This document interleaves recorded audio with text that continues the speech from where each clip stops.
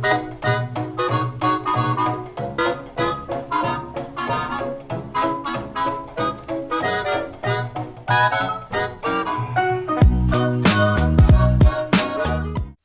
United States is known for protecting the rights of its people.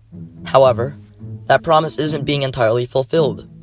In many parts of the US, the law is being enforced in ways that promote prejudice. For example, police officers are stopping a car based on a driver's color, which leads to unfair arrests or judgments. Statistics have consistently shown how people of color are more likely to be arrested or patronized by the local police. This brings morality into question and indulges racism. Furthermore, this makes average citizens like us hesitant about trusting law enforcers or the justice system. According to Donald Tomaskovic-Levy, in fact, the rates of contraband found in profiling-based drug searches of minorities are typically lower, suggesting racial profiling decreases police efficiency. We have to fix that gap between law enforcers and citizens. Representative Hakeem Jeffries highlights this disconnection between citizens and law enforcers, mentioning how this act of racism violates the Fourth Amendment. But this is a serious problem, an epidemic of police violence that we've got to confront. And there are people all across America who understandably have lost a lot of faith or never had any faith in the ability of the criminal justice system to provide equal protection under the law. That's not just a phrase. Those aren't just words. That's the 14th Amendment of the United States Constitution. According to many statistics, African Americans are more prone to being stopped than any other race. The victims of these cases a lot of the time end up injured or even killed by the police.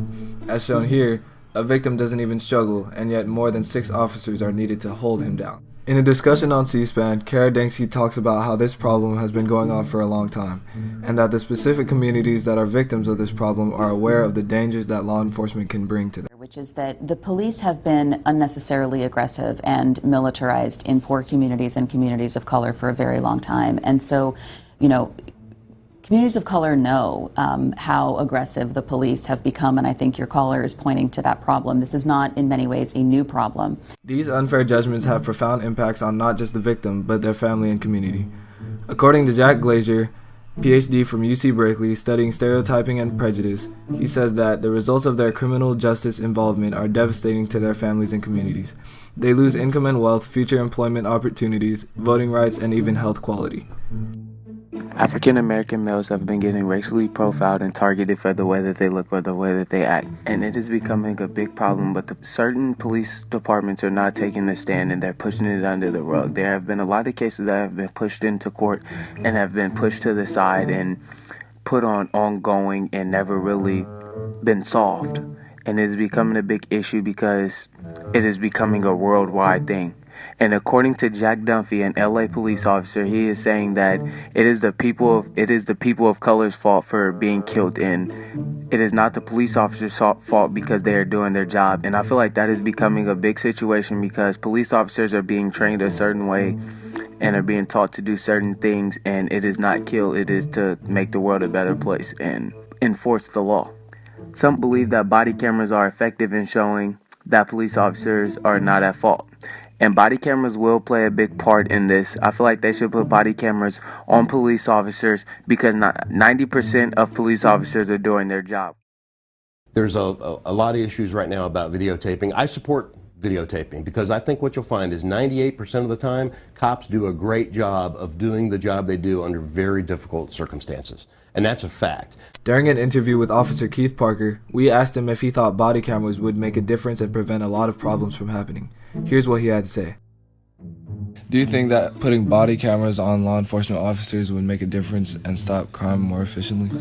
Oh yes, because you would get to see people acting the way they are when we get there. Meaning if you have someone on camera and they're verbally abusive towards us, or they might be on drugs and act in a certain way, whatever the case may be, it shows what state they're in and what they're doing for the officer and why the officer has to take action. Other than the body cameras, we suggest 2 other solutions.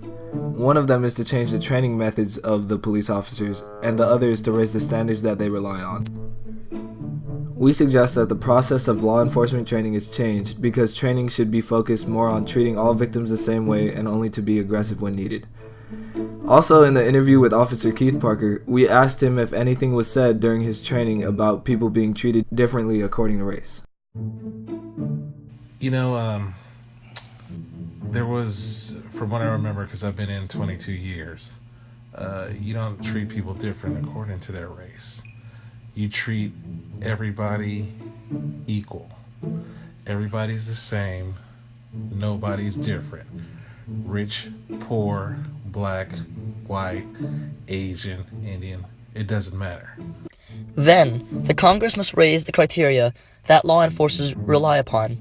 When there are lower standards for discretion, termed reasonable suspicion, police officers resort to judgments such as stereotypes. By raising the bar, these unsure judgments can be avoided, including racial prejudice. In 1998, the Commissioner of U.S. Customs conducted a research where law enforcers were directed to use 6 behavioral indicators of suspiciousness rather than the usual 43. Although searches were more scarce, the net effect resulted in better targeting efficiency and fewer innocent people being accidentally accused. Finally, according to Tomskov Deve, this is an area where the federal government has a clear role to play, filing lawsuits against cities and states with persistent patterns of racially biased policing would send a message to all police forces that the routine harassment of minority citizens is unacceptable in the United States.